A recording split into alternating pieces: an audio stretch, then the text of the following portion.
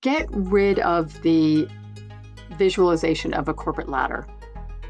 It's a staircase. If you think of it as a staircase, it's so much easier to navigate your way through it. So if you get to that point in different steps in your life, you can just stay there and pause. You still have to do a good job at your job, right? But you don't need to be focused up. So it gives you that space to catch your breath.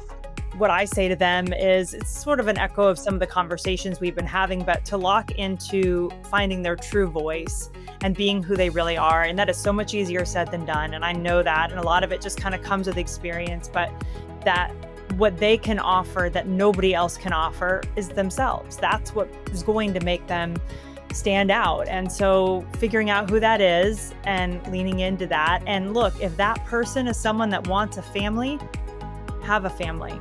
Figure it out. As Aimee said, you may fall back on a landing and go back a couple steps and have to catch back up later, and that is okay, but don't sacrifice your home life for your career. That is certainly advice that I would give. If having a family is important to you, you will find a way.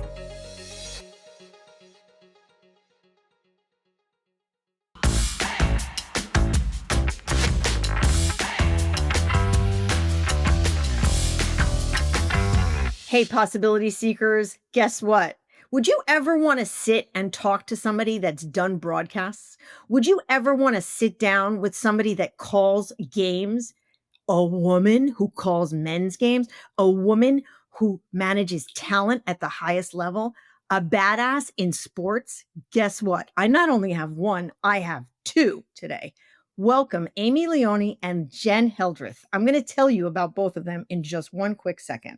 So, Aimee Leone is a friend and the Senior Vice President of Talent Relations at Fox Sports, bringing over 25 years of experience in sports media. She specializes in talent management, brand strategy, and fostering strong on-air partnerships across the network. She's a badass, a wonderful woman, a great mom, a great friend, and we'll get back to her in 2 seconds. Now, Jenn Hildreth. She is an Emmy-winning sports broadcaster and a play-by-play commentator for ESPN. Oh my God, welcome, ladies. Hello. So good to see you. Thank you for having us. Absolutely. It's my pleasure. Now, it's going to be an interesting thing for those of you watching on YouTube. We've got two stunning people with brains galore. We're going to just unpack their whole story. The name of their book is Tough as a Mother. I love that name. So you guys there's the book. For those of you watching, we're going to have show notes and links to how to order it. It's a great book. I would say 65% through the book, and every person's story in that book makes me want to laugh, cry, and just say, oh my God, where was this book when I was in my 20s and 30s? I'd like each of you to talk about the journey to getting together, writing the book, how you met, did all that stuff. Whoever wants to start. You want to start, Jenn? Sure. Yeah, sure. I'll start. It definitely has been a journey, as anyone who's written a book knows, but this one certainly was for us. And I think each of us had our own idea that we wanted to write a book. And Monique, it sounds a lot like when you wrote your book, kind of what you were thinking, something that you could provide for women to have as they were going through this really difficult time, which typically we thought of as new motherhood. You know, when you first become a mom and you're a working mom, and then you're just navigating all of those first few years and next few years while you're trying to do both of those things. So we each had these ideas of what that book could be, and they were slightly different. And in fact, I actually interviewed Aimee for a version of the book that I was working on, and her chapter resonated so well with so many of my friends who I was sharing it with, that maybe that was a little sign of what was to come. Because then through the book process, you know, where I was kind of going it on my own, writing this book, and it didn't get anywhere, got rejections, it didn't make it. And so it was back to the drawing board. And that's when Aimee came to me and said, hey, I have an idea. And Aimee, I'll kind of let you take it from there. Awesome. Thank you. Yes, Jenn's 100% right. And I had always wanted to do something, some kind of book, some kind of project around the challenges, the unique challenges that working moms face. But we also know it's challenges that moms face, or anybody trying to balance career with some other element in their life. But I remember when I was getting ready to go back to work, it was really, really tough and emotionally. And who do I talk to? And can I do this? Am I enough? And I remember looking for, through the pregnancy, I had What to Expect When You're Expecting, right? Through the baby's first days, we had Dr. Spock or whatever other book somebody read. And then we were on our own. And once it got to those challenges, you kind of just handle them on your own and you don't have, whether it's a guidebook or a sisterhood. And Jenn and I, when we would get together, we would talk about this a lot. And we always bonded over the challenges that working moms face. So we decided together that I wish I had that book, she wish she had that book, that we were going to build that sisterhood for new working moms or new moms in general. And we did. We were surprised it wasn't out there. So we figured, what is that? Necessity is the mother of invention, the mother of invention. So we decided to just give it a try, not knowing it would go anywhere. And we were met with yeses. Once we started that collaboration, I knew for me, I wanted to try to do something, but I really needed an accountability buddy. And I found the best one possible. And we collaborated, and here we are. That's amazing. How did you guys meet in life before the book? Well, we do have a background with Fox. And obviously that's where Aimee works now. And I've gotten to call the last 3 FIFA Women's World Cups for Fox. So that's where we kind of crossed paths. But actually, we did meet when I was interviewing new sports agents, and I interviewed with Aimee and I loved her. But I didn't go with her. And that wound up being a great decision because I think she didn't stay in that part of the business for very long. And I love my agent now. And now she and I get to have this partnership. But yeah, that's the origin story. I was looking for agents, and somehow, Aimee, I got connected with you, and I was so glad that I did. We clicked right away. The hair was definitely, our curly hair was always an early connection point. So I think I totally resonate with the story. So let me just give the listeners and the viewers context for the book. It is a consolidation of many women in the public domain that you would know their brand names. I'm just going to give you some high level, like Andrea Brimmer, who's the CMO of Ally Financial. You've got Mary Carrillo, the Hall of Fame broadcaster, professional tennis player. You've got Susan St. James Ebersol, obviously the actress and activist. Pamela McGee made me cry laughing. Women Hall of Famer, basketball Hall of Famer, Olympic gold medalist. Alicia Montano, who Olympic bronze medalist, track and field. Alex Morgan, Olympic gold medalist, soccer. These are names that you guys listening to this podcast know, seen. Well, obviously you've probably heard Jenn's voice and you just don't know who she is, but now you do, right? Or you didn't put 2 and 2 together. She's on my podcast. This is Aimee Leone. So take note. And these are stories that these women have shared about the trials and tribulations that they themselves faced when they were professional athletes, moms, trying to be moms, trying to handle both, negotiating a contract that was not egregious to them having babies and so on. And I just thought, wow, these are great stories. So what was your approach to getting these stories and incorporating these women into your book? How did that come to pass? We both work in sports, right? So that's sort of our entree point into this. To be clear, it is not a sports book. If anybody doesn't know any of the names that you mentioned, Monique, there is a place for you still in this sisterhood. We just were drawn to the parallels that elite athletes possess that working moms bring to the table every single day. Qualities like passion, sacrifice, adaptability. To all the moms out there, sound familiar? So that was just our entree point into it, but it is not a sports book and it's not a how-to book. But our hope was that if, like you said, Hall of Fame broadcasters, 12-time Olympic medalists, WWE champions, if they can share with you through their stories the imperfections that they've faced in their lives and the challenges and the struggles that they've encountered, our hope is that every mom can show themselves a little more grace and accept that it's not them. This is what this juggle is. And we really tried to get a wide range of experiences and stories because we truly wanted any woman who picks up this book, or any partner of a woman who picks up this book, to get a real understanding of what it feels like to be torn and trying to be in two places and be your best in two places at once, which is really what it comes down to being a working mom.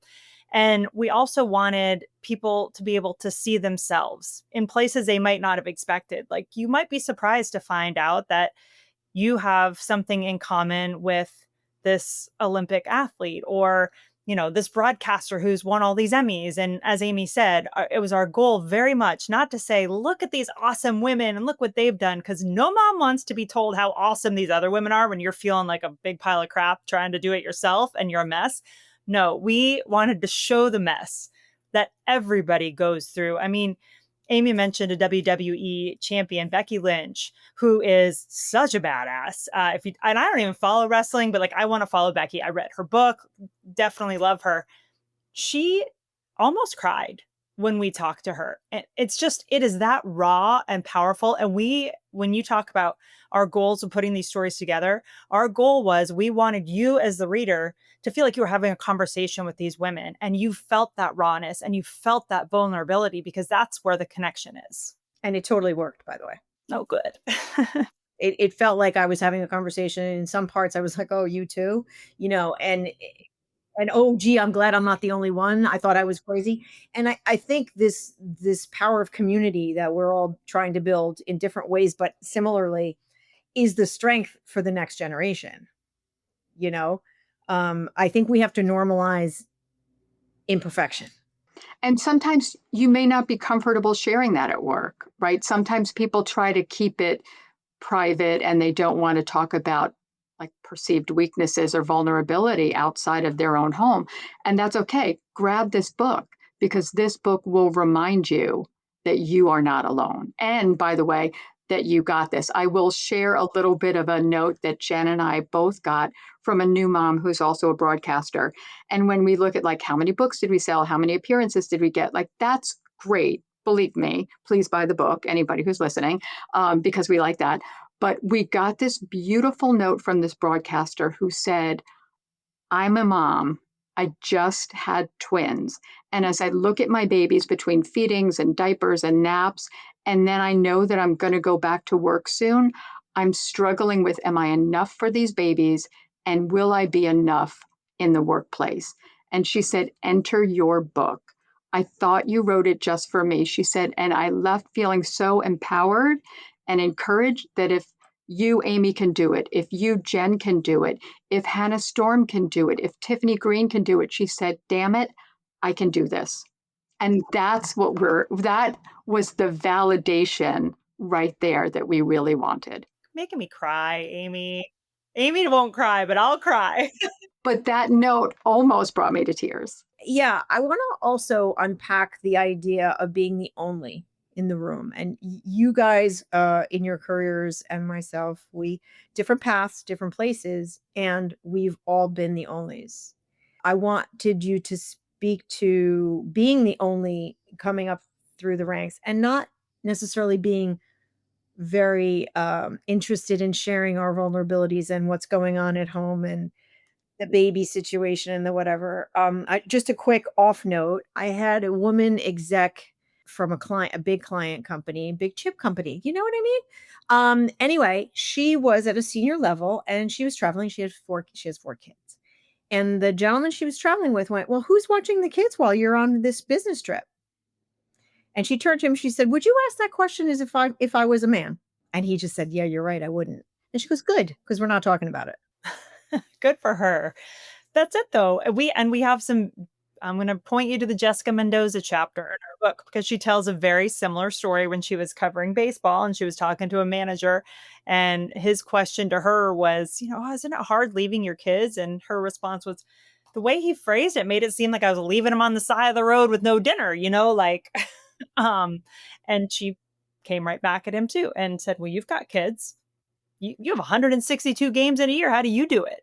So, but I think to your question, Monique, I think there is a certain weight and responsibility that many women feel no matter what field you're in. But I think specifically if you're in a field that is male dominated in sports, is. We are seeing many more women in executive positions like Aimee, and in front-facing broadcasting positions and play-by-play roles and all the other roles. I mean, it's been fantastic to see the growth there. But Katie Witham in our book too talks about the weight that she felt about having the seat at the table.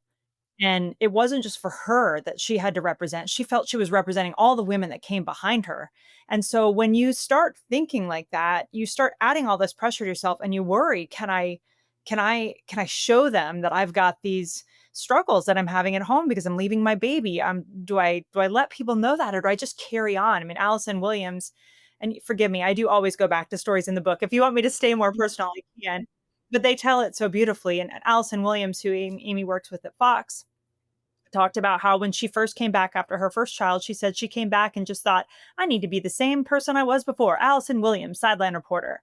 After her second child, she was like, that's crap. I am Allison Williams. I am a different person now. I'm a mom, and I'm going to be that person.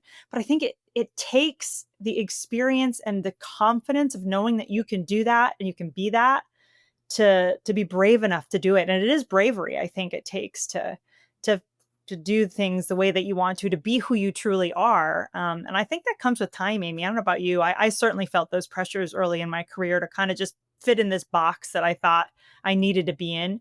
And only as I was longer in my career did I figure out I create the box. I decide who I am. And that's actually what makes me special.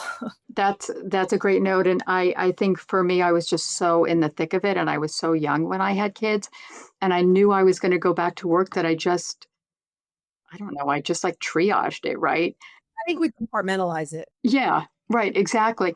And I think, it's such a personal thing how much of your home life you bring into work. And that may be based on you, that might be based on some of your colleagues. It just may be about, like, Allison post first kid was a different version than Allison post second kid. I integrated my life a little more than some others, and I'm so glad I did, because I didn't take on that pressure of being the first. I was one of the first working moms where I used to work that continued to work my way up. And I did sort of integrate my life. I brought the kids in periodically. And I've since then had so many of the younger women say to me, I saw you do it, so I knew it was possible. And I think had I had the kids older, maybe I would have taken on some of that pressure. I didn't. I just did it. And I'm so thankful that I did, because hearing feedback like that years later is just, it's that whole, if you can see it, you can be it, right? It wasn't intentional, it just was. But it's a very personal choice. Some don't want to integrate their lives. We have some stories. I'm going to go back to the book too, Jenn, but some stories of some of the moms, they kept it very separate. And some fully integrate their kids into their lives, like Jessica Mendoza, who chose to have her kids homeschooled so that they could travel with her quite a bit, because she didn't want to miss, she being the one that was the primary traveler, didn't want to miss those years in her kid's life.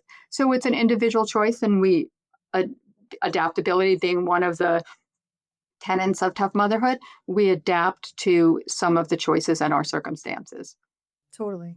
Well, I want to, Amy's, for this question's for you. The coming up through a corporate environment is, and I am, as I call myself, certifiably unemployable, because I've been on my own for 27 years, and have started in large companies like the IBMs, the Solomons, the whatever. I found it really challenging to play the game.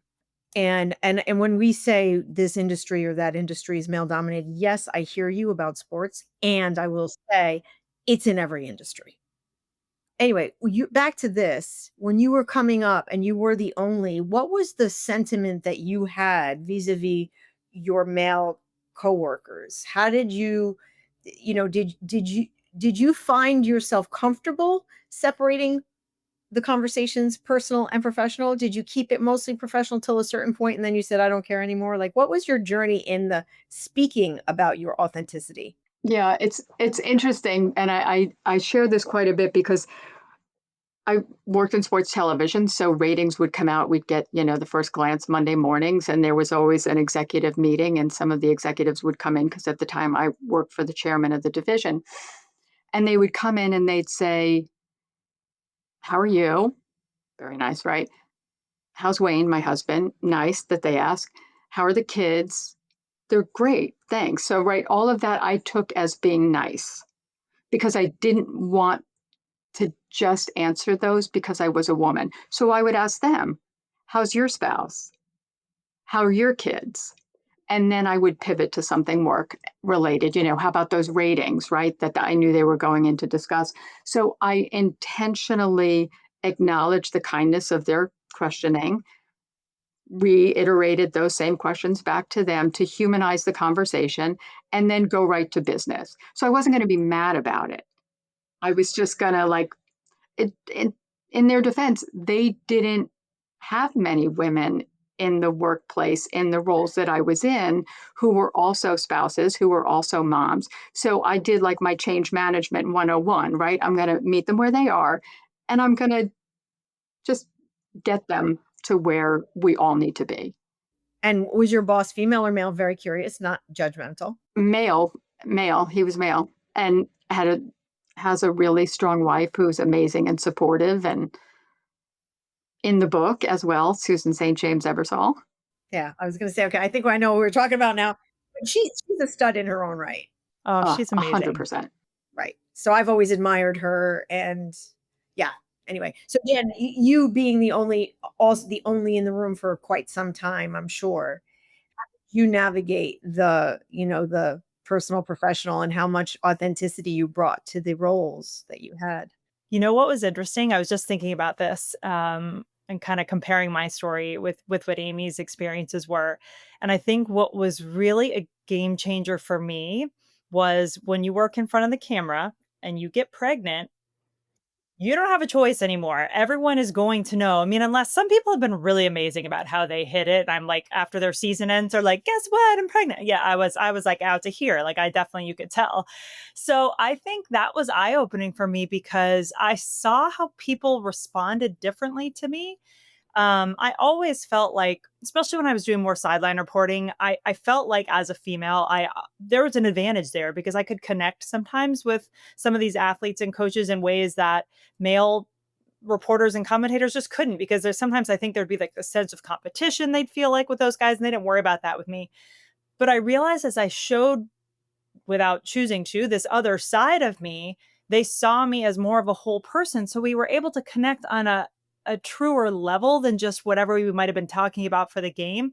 And that was so, as I said, eye-opening in just how I would conduct myself for the rest of my career, and that I want to connect with a whole person. And sometimes it's hard. You don't always have the time, when you're talking to athletes or coaches, to get into their whole life. But I like them to know that I care about things beyond just the X's and O's questions that I'm asking them, because I think that's when you make connections.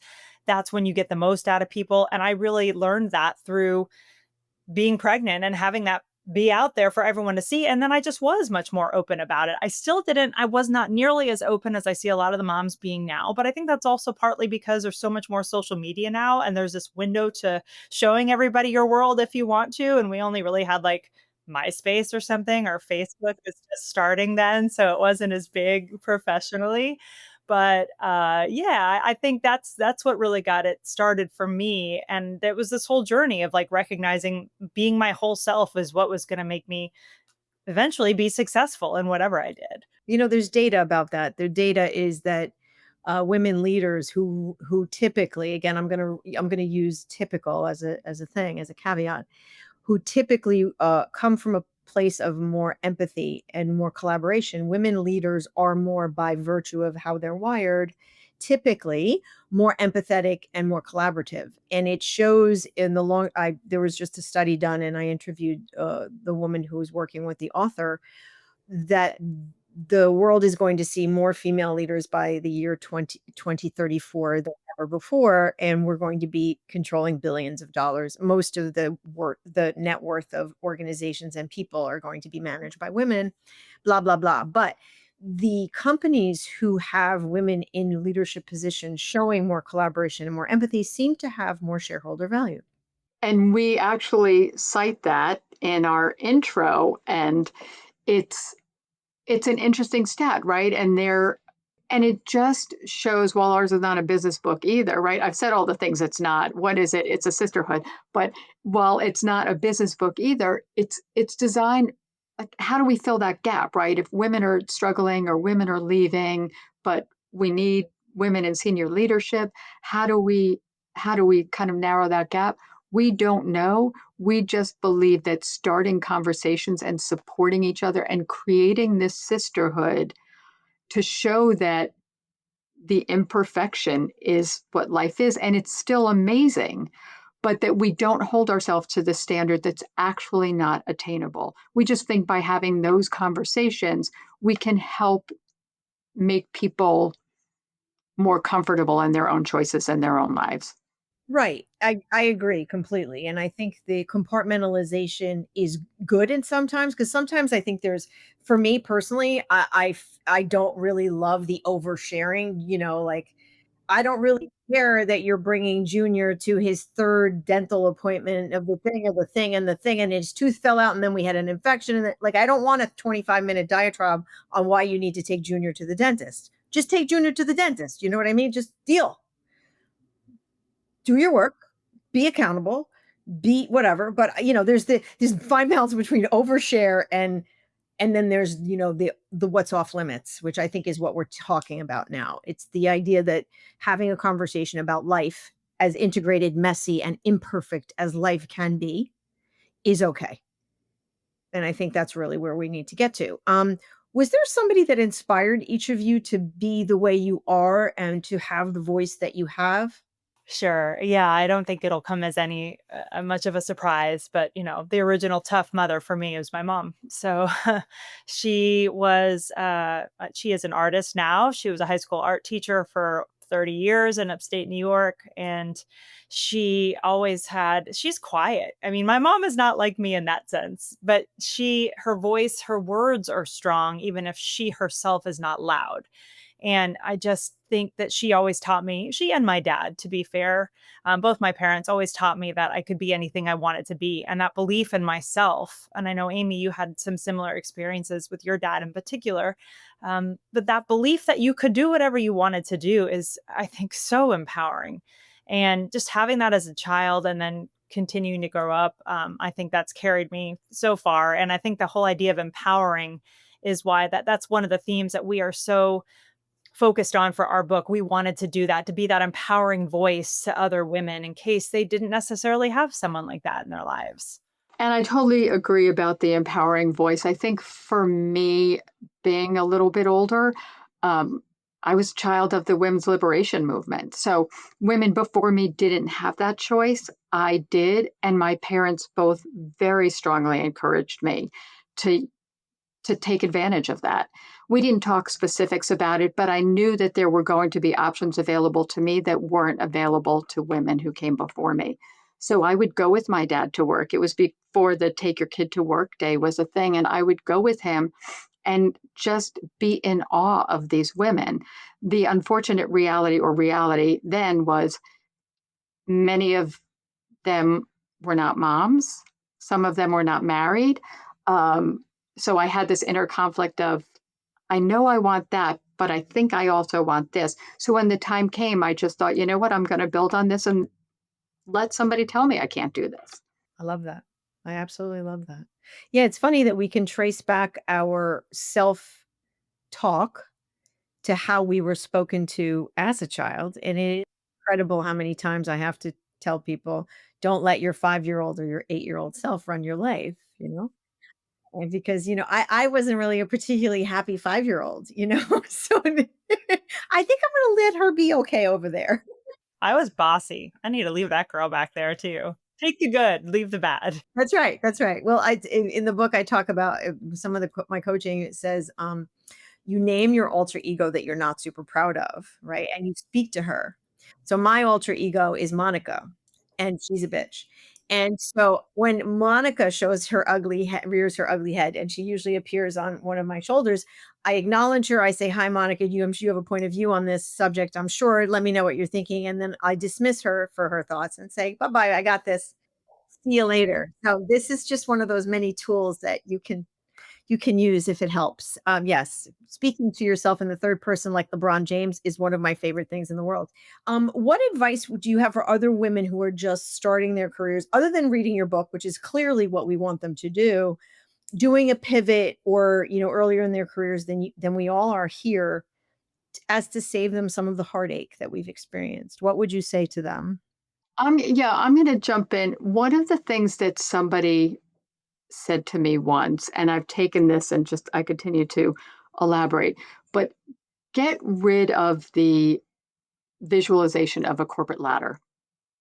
It's a staircase. If you think of it as a staircase, it's so much easier to navigate your way through it because a staircase, there's room for multiple people, right? A ladder's super competitive. One person goes up, for somebody else to get ahead of you, they got to knock you off, right? But if you look at a ladder, there's room for multiple people. And the best part for working moms is that there's a landing.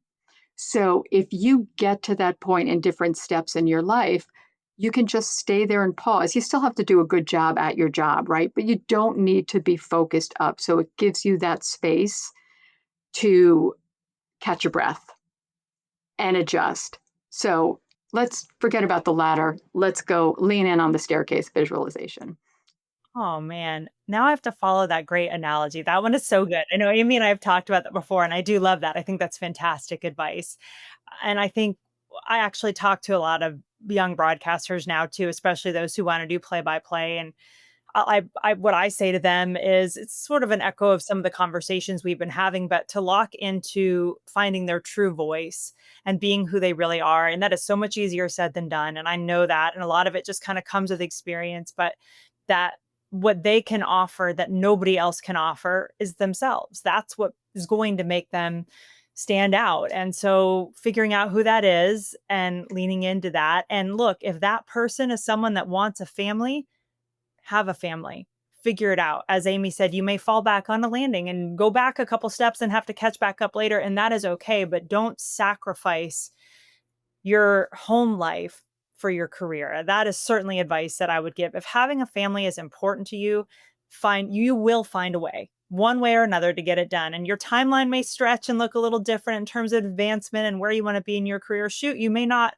I thought I was going to be a sideline reporter. That's what I thought that my life in broadcasting would be.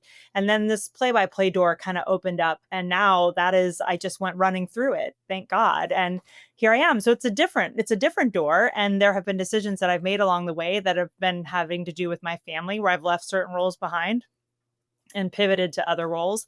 And that's okay. I couldn't have anticipated those at the beginning, but just knowing that you will find a way to have it all, as they say, as long as you remember that you define what all of it is. We have several women in our book that talk about that. Susie Petrowski, who I work with at ESPN, and she works with ESPNW. I think she said it most brilliantly, was when we let others decide what having it all means, we lose. It's because it's often men who are defining that with antiquated notions of what they think that is. But if you yourself define what all is, then we're that much closer to winning. And look, I'm not saying you're not going to have a messy house sometimes, or you might, like I said, have a little slower advancement in one part of your career. Who knows what it may be, but the scales will shift. But if having it all means having both those things, job and family, that is probably the number one thing that we want, Tough as a Mother, to empower all moms out there to believe that they can do. Well, that's a master class. I think we're complete. No. I know. I just got rolling there. Sorry. No, that's awesome. No, funny. From a branding perspective, as a marketer, I always say, if you don't take hold of your narrative and your brand story, somebody else will, and they may up something that you don't like. And it's funny, I ran into Seth Davis, who's a broadcaster. He's a friend. He's a writer. He was the one I ran into him yesterday. He comes in and checks on me and checks on the book. And he was the one that I credit with giving me the kick in the pants to do this, because he said to me, somebody's going to do this book. And how would you feel if you saw that this book came out and you never even tried? And I thought, oh my gosh, I'd be so mad at myself. So when Jen and I got together, we decided, we're going to do this. We're going to look for an agent. And we got an agent. Secretly, I thought that there would be more obstacles, but we looked for an agent. We got an agent who believed in us. Thank goodness. We got a publishing deal. It all happened. And it's so exciting to be at this point, to be here talking with you, my friend, with a business purpose here and sharing the story of us getting here, but also sharing the story about our baby, as we call it, tough as a mother. All right. So a couple last questions. One one of you can take this one or both, whatever. You've been giving great career advice on this podcast. I want to hear what was the best career advice you ever got? The best I would say is somebody said, imagine what you could do if you took fear out of the equation. And that was so incredibly empowering. I think I read that in the book somewhere. I can't remember where, but I know I read it. Yeah, that was actually this amazing woman who started Cycle for Survival. And she unfortunately passed away. She was going through cancer treatment, and she cycled to just feel good about life for that moment. And she built that into what is now Cycle for Survival. So she had said that. And when I read that, it was around the time that I was leaving a company that I had been at for years. And I wondering, could I do it? Could I do this other job? Could I try something new? And I thought, you know what? I'm taking fear out of there. All right. I hope you were all just listening to what Aimee just said, because that was amazing. Write that down. And now get ready for this. The worst advice that I will say I was ever given. A male colleague, another broadcaster who shall remain nameless, told me at one point early in my career that I might want to consider getting a boob job. Just said, hey, Jen, you might want to think about it. And I was like, uh-huh, uh-huh. So I think we can just leave that there, okay? Like, props to you if that's what you want to do with your life, but that was not going to be what I was going to do to get myself further in my career. And, it might have helped. You might have been right, but I wasn't going down that road. I was not expecting that. Yeah, of all the talk that we have about breasts in the book, and there are a lot, a lot of breastfeeding, and we never got onto that story, did we? So there you go. Okay, after this is over, I'm going to ask who that was. All right, so now we're wrapping up. So I want to ask you both this last question before you wrap up, which is, if you had the chance to speak with your 30-year-old self, what would you tell her? Well, my first one is always, don't worry, Aimee, better hair product will come. But seriously, folks, I would say I would remind myself that I have a superpower. I just need to keep digging till I find it. I love that, Aimee. That's so good. The cliche part about mine is, and I don't honestly know that I could have done it, but I would still tell myself anyway. And that is just to try to embrace every moment as it comes and be in the present and not constantly be looking ahead to what the next step is in work and what the next job is that I have to do and the next whatever on the to-do list at home is, and to just hug those sweet little babies and love them, which I know I did, but I think I would just tell myself to really make sure I enjoyed those moments, embrace those moments, because they are so fleeting. Everyone tells you that, but they really are, and they're so special. So that's what that would be. Thank you. It's funny when I ask, that's the only question that I ask everybody.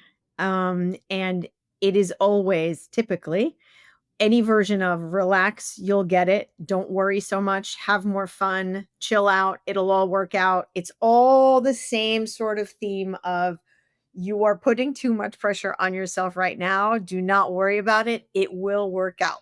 Okay, so I know this is your podcast. Can I ask you what your answer to that question is? Oh, I absolutely. My answer is, don't be so damn tough. You don't have to pretend that you are, fill in the blanks, a man, a tough not mother, because at 30, I wasn't a mother. I became a mother at 32 and 36, but at 30, I was not, and I wasn't even sure I wanted children at that point. So, okay, that was one. Don't be such a witch. Don't be so tough. Don't pretend that you have it all figured out. Ask for help. Don't be afraid to ask for help. Don't be afraid to be vulnerable. Don't be afraid to be your authentic self. And I know authentic self is so overused right now and all that nonsense, but I had a lot to share and I had a lot to give. And I learned so much from being an immigrant and being, bullied as a child and all of the things. And then, whatever. So had I had the confidence and comfort of being more of me now, then it would have been a different trajectory.